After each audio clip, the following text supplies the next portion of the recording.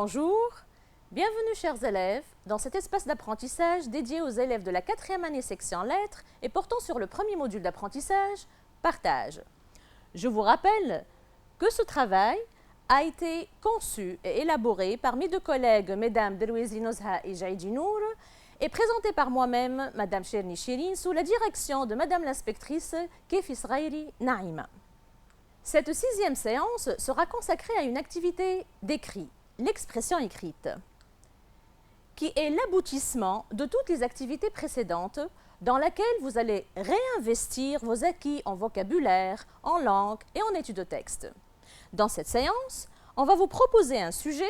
On commencera dans un premier temps par l'explicitation et l'analyse du sujet et dans un second temps, on passe à l'étape de la recherche des idées. Comme on s'intéressera dans cette séance au deuxième volet qui compose votre épreuve du bac, à savoir l'essai, je vous rappelle que l'essai est noté sur 10 points. Ceci dit, il représente la moitié de la notation de l'épreuve. Pour cette raison d'ailleurs, j'aimerais bien vous préciser le barème de la correction de l'essai. La note est distribuée en effet sur 3 critères. Le premier critère, la compréhension et la cohérence, qui sont notés sur 4 points. Qu'est-ce que la compréhension et la cohérence? Qu'est-ce qu'on attend de l'élève? Et qu'est-ce qu'on demande de l'élève? Dans ce premier critère, voilà ce qu'on attend de l'élève. Comprendre le sujet exige de reconnaître le thème traité, la thèse proposée et le problème posé dans le sujet de l'épreuve. Deuxième point, reconnaître le type du texte à produire. Il s'agit bien évidemment d'une argumentation. Troisième point, le domaine des choix des exemples. En effet, on vous demande des exemples variés qui peuvent être empruntés à votre expérience personnelle, votre culture générale, de l'actualité ou des exemples puisés de vos lectures, encore des citations d'auteurs. Voilà ce qu'on exige. Pour comprendre le sujet, l'élève doit d'abord identifier le thème traité, la thèse proposée et le problème posé. Il doit savoir qu'il doit produire une argumentation et il a un choix multiple des exemples qu'on demande dans le sujet de l'épreuve. Deuxième partie, rédiger un essai cohérent. Comment l'élève doit-il rédiger un essai cohérent? L'essai, il comporte différentes composantes qui doivent être mentionnées. L'introduction avec ses 3 parties, le développement des arguments illustrés par des exemples et finalement la conclusion. Voilà les 3 composantes ou les 3 parties d'un essai. Comment assurer la cohérence de l'essai?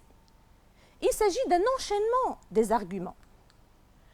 Pour cela, l'élève est appelé à assurer la cohérence entre ses idées, entre ses arguments, à travers des articulateurs logiques, des connecteurs logiques déjà vus en langue et des adverbes de liaison, des expressions de liaison.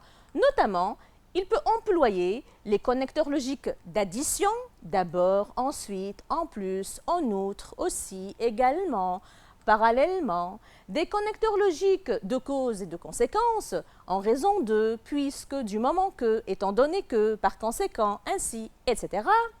Il peut également aussi employer des connecteurs, des articulateurs, des adverbes qui notent la concession, les différents rapports et les différents liens qui peuvent exister entre les arguments et les idées. Notez bien, les idées, elles sont regroupées dans le développement en raison des rapports qu'elles entretiennent entre elles. Il pourrait être un rapport de similitude, un lien de similitude, de cause à effet, d'opposition, etc. Donc voilà pour le premier critère, à assurer la compréhension et la cohérence. Le deuxième critère porte plutôt sur la syntaxe, la conjugaison et l'orthographe. C'est ce qu'on appelle la correction linguistique et qui est notée sur 4 points. Faites attention à la conjugaison des verbes, à l'orthographe de certains mots, à la syntaxe de la phrase, aux règles de l'accord, etc. Pour le troisième critère, il touche à l'originalité des idées et à la richesse du vocabulaire. Ce troisième critère est noté sur 2 points. L'élève doit employer un vocabulaire riche, un lexique varié, mais bien évidemment approprié au thème sur lequel porte le sujet de l'épreuve. Il serait préférable également qu'il y ait une certaine originalité des idées qui seront illustrées par des exemples ou des citations. Voilà les 3 critères de notation.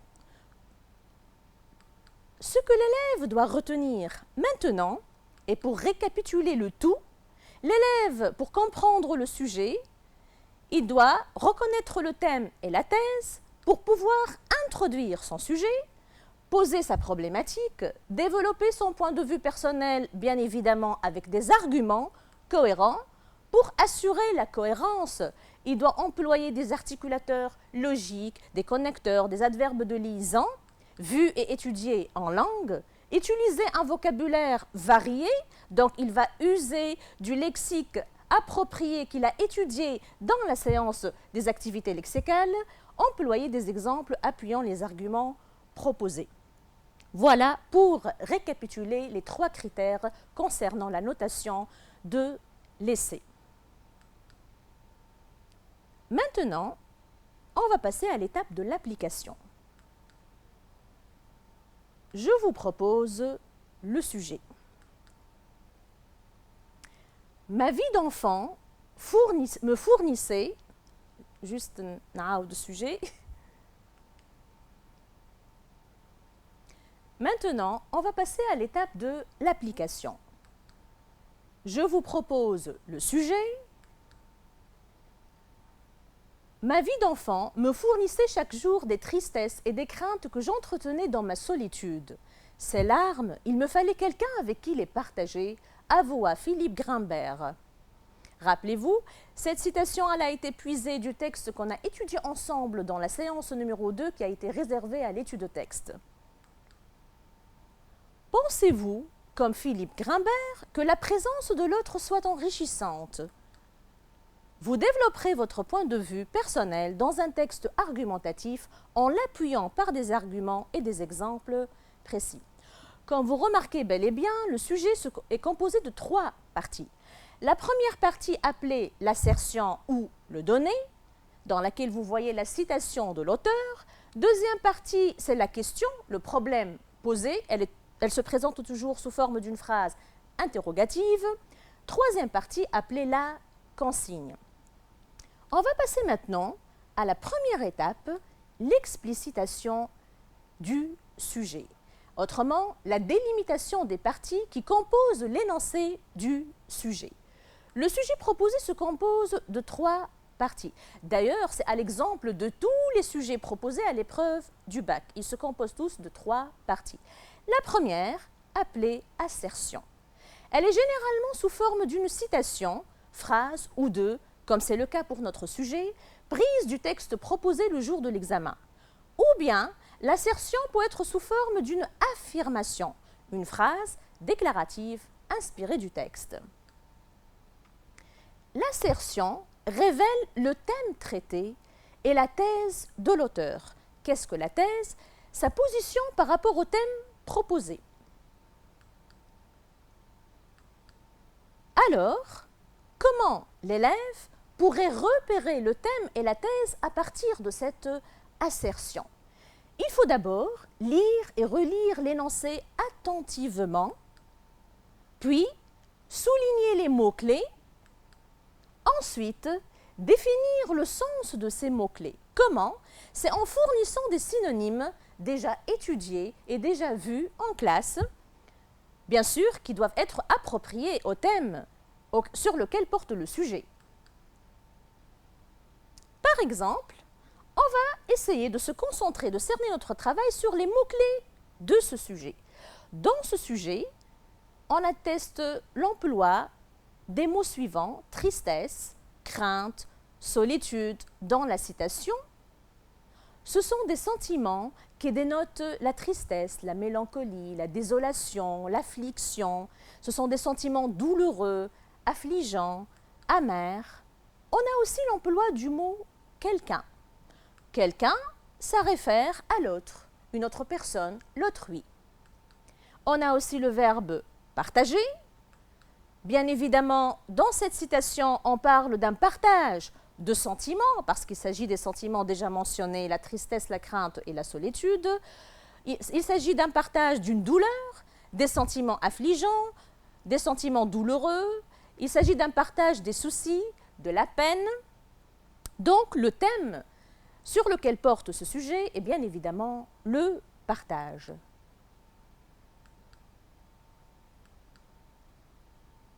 On passe maintenant à la thèse. Après avoir fourni les synonymes appropriés aux mots-clés, on pourrait reformuler la thèse. Donc, l'auteur a besoin de la présence de l'autre. Pourquoi? Pour partager ses sentiments, pour partager ses douleurs, pour partager ses angoisses, pour partager sa crainte. Il éprouve le besoin de l'autre. Voilà une reformulation possible de la thèse. On va passer à la deuxième partie qui compose le sujet, le problème posé, sous forme généralement d'une question, d'une interrogation. Cette question, elle soulève la problématique qui sera annoncée par l'élève dans l'introduction et à laquelle, bien évidemment, il répondra plus tard dans le développement.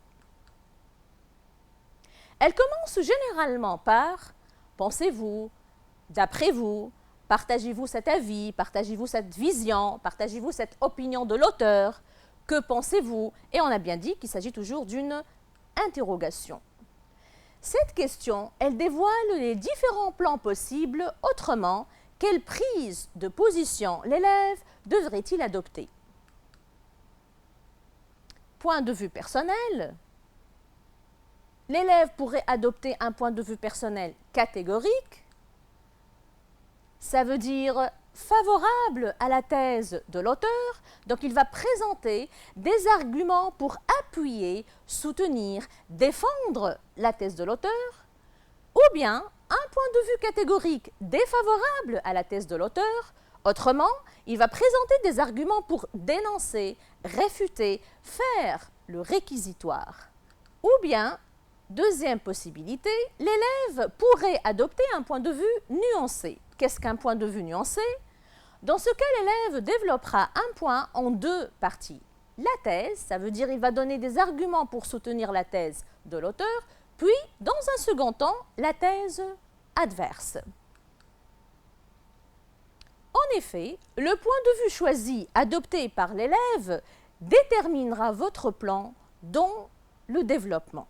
Si vous avez opté pour un point de vue catégorique, vous allez avoir une seule partie dans votre développement. Si vous allez opter pour un point de vue nuancé, obligatoirement, le développement sera composé de deux parties. On peut ainsi schématiser la structure d'un paragraphe argumentatif.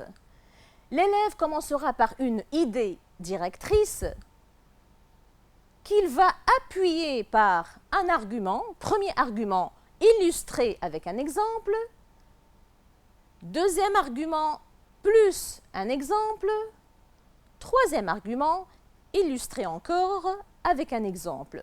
Comment assurer la cohérence entre les trois arguments? L'élève est appelé à employer des articulateurs logiques, des connecteurs logiques, des adverbes de liaison pour assurer la cohérence entre les différents arguments qu'il a présentés. Après, il va utiliser une phrase de transition. Quel est le rôle de cette phrase transitoire? Elle permettra d'annoncer une nouvelle étape dans son développement. Bien évidemment, s'il s'agit d'un point de vue nuancé, il va passer à un deuxième schéma d'un autre paragraphe argumentatif. Quand est-ce qu'on opte pour un point de vue nuancé? L'élève se pose toujours la question, j'ai un sujet, comment je vais faire? Est-ce que je vais faire un point de vue catégorique ou bien un point de vue nuancé? On essaiera ensemble de vous expliquer comment procéder lorsqu'il y a dans l'énoncé du sujet des modalisateurs, toujours, souvent, etc., ou bien la conjonction de coordination ou. Dans ce cas, l'élève est appelé à produire un point de vue nuancé. Et pour bien vous expliciter la chose, on va vous proposer 3 formulations possibles sur le même sujet déjà proposé qui peuvent nous orienter vers le plan à adopter. Première formulation. Pensez-vous, comme Philippe Grimbert, que la présence de l'autre soit enrichissante? on va supposer que l'élève il va opter pour un point de vue personnel. Pourquoi?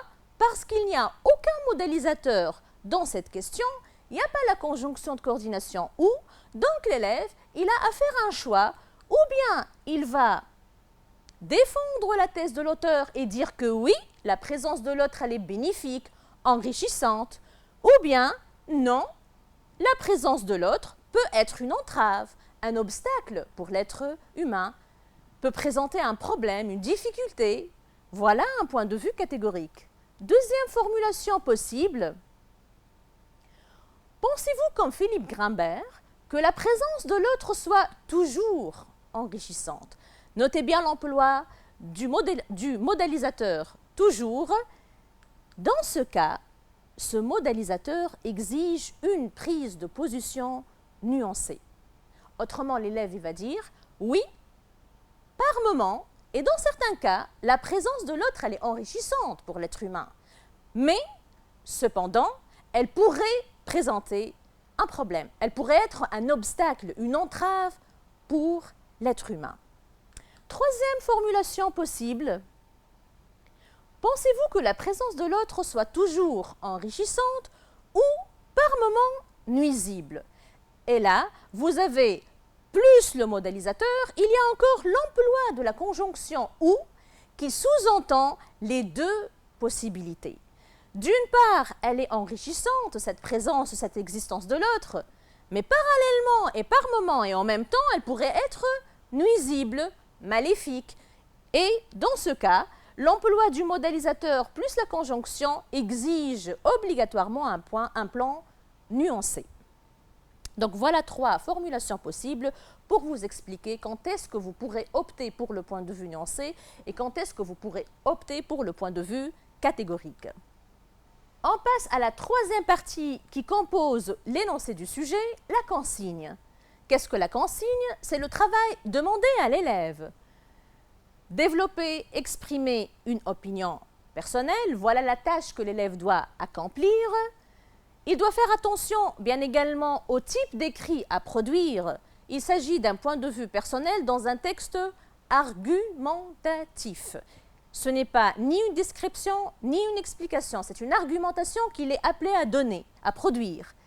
Et il doit aussi faire attention à la typologie des exemples, qui sont, comme on a dit précédemment, soit empruntés à votre expérience personnelle, à vos lectures, à l'actualité, ou bien des citations d'auteurs, etc. Alors, récapitulons, dans cet énoncé proposé, on pourrait dégager le thème, le partage, la thèse proposée, à laquelle on a fait une reformulation possible. L'auteur, Philippe Grimbert, affirme le besoin de l'autre, ou bien insiste sur le besoin de partager avec l'autre ses émotions, ses sentiments, ses douleurs. Dans la problématique, la question qu'on vous propose, est-ce que la présence de l'autre est enrichissante? Vous pouvez recopier la problématique telle qu'elle ou bien la reformuler. L'élève, dans ce cas, puisqu'il n'y a pas de modélisateur dans la problématique, dans le problème posé dans le sujet, doit répondre ou bien par oui ou bien par non. La consigne du sujet, on a demandé à l'élève de produire un point de vue personnel dans un texte argumentatif, bien évidemment, appuyé par des arguments et des exemples. Voilà, pour récapituler, en lisant attentivement l'énoncé du sujet, l'élève devrait dégager le thème, la thèse, reformuler la thèse, essayer de faire attention aux problèmes soulevés, la problématique qu'il va ou bien recopier telle qu'elle ou bien aussi la reformuler, et essayer de produire un point de vue personnel dans un texte argumentatif qui serait appuyé par des exemples ou bien des citations. À ce moment-là, l'élève pourrait produire son introduction qui comportera 3 parties. La première, c'est ce qu'on appelle l'accroche. Ça veut dire quoi? C'est le fait d'amener le sujet, de faire allusion au thème sur lequel porte l'énoncé du sujet. La deuxième, insérer la thèse du sujet, la thèse de l'auteur, qui se présente généralement sous forme d'une citation ou d'une phrase déclarative. L'élève pourrait recopier cette citation de l'auteur ou bien il serait préférable qu'il y ait une reformulation de la thèse. Troisième partie de l'introduction, poser la problématique. C'est une question proposée ou bien il va recopier la question proposée dans l'énoncé du sujet ou bien il va recourir à la reformulation. À l'introduction, on consacrera la prochaine séance. On va essayer dans la dernière séance de produire ensemble une introduction comportant ces trois parties. Pour cette raison, on va passer maintenant à la deuxième étape, à savoir celle de la recherche des idées. Les mots-clés dans le sujet proposé, pour rechercher les idées, on doit toujours se référer aux mots-clés. C'est à partir des mots-clés qu'on va essayer de comprendre et de trouver plusieurs et de multiples idées en rapport avec le sujet. Des tristesses, on a noté aussi la présence de mots, les contraintes, ma solitude. Si on va essayer de comprendre ou d'analyser ces mots-clés, on va voir que tous ces sentiments sont des sentiments qui dénotent une certaine souffrance, une certaine douleur et qui pourraient référer au sentiment de la mélancolie, malheur, la détresse, le désarroi, la peur, vous avez le mot les craintes, l'angoisse, la retraite, la vacuité, ce sentiment de déréliction, de solitude, d'abandon, ce sont tous des sentiments qui dénotent un malaise, un mal-être, des soucis. On a également le terme « quelqu'un » qui traduit l'autre, autrui, une autre personne. Cette personne, ça pourrait être un membre de notre famille, un ami, un copain, un collègue, un partenaire, un allié, un groupe, une communauté. Vous voyez ici qu'il s'agit bel et bien d'un champ lexical qui traduit la notion de l'altérité. Troisième, il fallait, ce verbe exprime bien l'obligation, le verbe falloir, la nécessité, le besoin qui traduit l'idée du manque d'une présence indispensable. Quatrième mot, le verbe partager.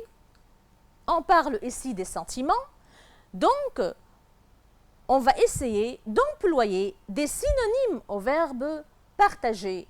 Partager un sentiment, entre autres, ça veut dire réconforter, consoler l'autre, le soutenir, l'épauler, apaiser sa douleur, apaiser sa solitude, compatir à sa peine, compatir à sa souffrance, à son malheur, alléger sa douleur, apaiser son mal, le réconcilier. Voilà différents verbes synonymes que vous pouvez employer dans ce présent sujet pour remplacer le verbe partager. Après avoir travaillé sur les mots-clés, alors que représente l'autre pour l'auteur? Selon l'auteur, l'autre est une nécessité, un besoin vital. Pourquoi? Pour, et on va vous proposer maintenant quelques arguments, quelques idées que vous pouvez employer. Alors, on a besoin de l'autre pour partager nos sentiments. On a besoin de l'autre pour qu'il puisse compatir à notre peine. L'être humain a besoin de l'autre pour le soulager, alléger sa souffrance, apaiser sa douleur. Nous avons besoin de l'autre pour nous épauler, nous soutenir, nous réconforter. L'être humain a besoin d'anéantir ce sentiment de déréliction. La déréliction, c'est l'abandon, c'est le fait de se sentir délaissé, seul. L'autre est une nécessité parce qu'il ranime, parce qu'il embellit, parce qu'il enrichit notre présent. L'autre, il donne du sens à l'existence. Grâce à la présence de l'autre, on peut souder des liens. Ainsi, donc, alors, l'autre, c'est mon reflet. mon écho, mon semblable. L'autre, c'est moi. Et par là, on parle de cette notion d'altérité qui donne un sens à l'identité. Nous n'existons que parce que l'autre nous regarde. Autrement, nous existons à travers le regard de l'autre. L'autre apaise notre solitude. On vous a proposé quelques arguments dans lesquels il y a un lien de cause à effet. Pourquoi on a besoin de l'autre? Par conséquent, cette présence, qu'est-ce qu'elle pourrait nous donner? Est-ce qu'elle est vraiment bénéfique et enrichissante? Maintenant, ce que je vous propose, je vous ai donné plusieurs arguments qui appuient la thèse de l'auteur. Je vous propose maintenant quelques citations qui illustrent ces arguments présentés. Autrui, pièce maîtresse dans mon existence. C'est une citation de Michel Tournier. Si tu diffères de moi, mon frère, loin de me léser, tu m'enrichis. C'est une citation d'Antoine de Saint-Exupéry. Une joie partagée est une double joie. Un chagrin partagé est un demi-chagrin. Jacques Deval. Vous voyez ici la notion du partage et cette présence qui allège le chagrin. Autrui, c'est l'autre, c'est-à-dire le moi qui n'est pas moi, et c'est une citation célèbre de Jean-Paul Sartre. Donc voilà quelques arguments que vous pouvez employer pour illustrer, pour appuyer votre point de vue, illustrés par des citations. Le problème qui se pose ici, il n'y a pas de cohérence. On a donné les arguments sous forme de tirets et on a donné les citations séparément. Alors, on doit passer maintenant à un exercice de production pour vous montrer comment on doit faire le lien entre les arguments et comment on doit insérer un exemple. On passe à la dernière phase, exercice de production. Développer une argumentation cohérente, rappelez-vous du premier critère qui est noté sur 4 points, et ça porte sur la cohérence de l'essai, qui illustre votre point de vue en vous inspirant des arguments présentés ci-dessus et en les illustrant par des exemples ou bien en insérant des citations. Je vous propose une rédaction possible. Argument 1.